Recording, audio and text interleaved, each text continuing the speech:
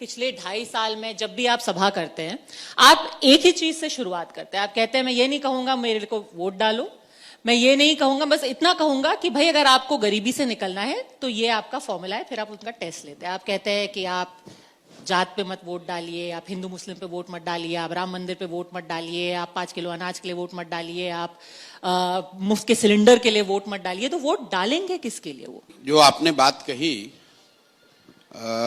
सिर्फ बिहार में ही नहीं, जनरली लोकतंत्र से जो लोग जुड़े हुए हैं पूरे देश में, बहुत इंटेलिजेंट लोग भी अपना ज्यादा समय इस बात पर लगाते हैं कि वोट किसको दिया जाए।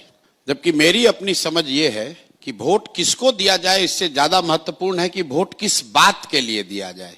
और उसी बात को मैं गांव देहात की भाषा में लोगों को समझाता हूं कि बिहार में आपने अपने जीवन में जिसको भी वोट दिया, तो जिस चीज के लिए आपने वोट दिया हो, चाहे आपने वोट लालू जी को दिया, नीतीश को दिया, मोदी को दिया, कांग्रेस को दिया, जिस चीज के लिए भी आपने वोट दिया वो चीज कहीं ना कहीं आपको मिली है।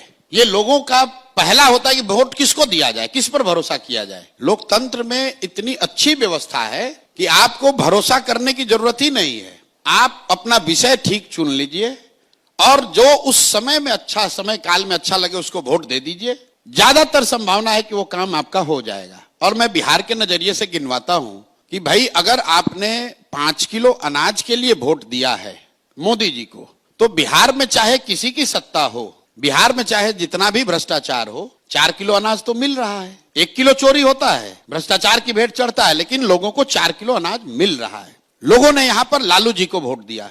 लालू जी के लोग यहां आएंगे, कहेंगे कि हमको लालू जी ने यहां गरीबों को सम्मान दिया, आवाज दिया।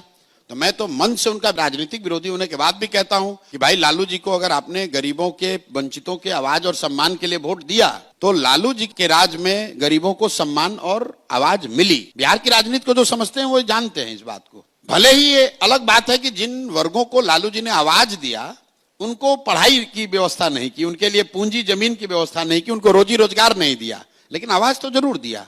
इसी तरह लोगों ने अगर नीतीश कुमार को वोट दिया बिजली के लिए कि बिहार में बिजली, पानी, सड़क की स्थिति सुधरनी चाहिए, तो बिहार में चाहे जो स्थिति हो, जब नीतीश जी 2005 में मुख्यमंत्री बने तो भी बिहार देश का सबसे गरीब और पिछड़ा राज्य था, और आज भी देश का सबसे गरीब और पिछड़ा राज्य है। लेकिन बिहार में घर घर बिजली आ गई क्योंकि लोगों ने बिजली के लिए वोट दिया, लोगों ने सिलेंडर के लिए वोट दिया, तो इसी बिहार में घर घर सिलेंडर बंट गया। लोगों ने मोदी जी का भाषण सुन के वोट दिया कि मोदी जी ने गुजरात में बड़ा विकास किया है, तो भाई गुजरात में विकास हो रहा है। जितना पहले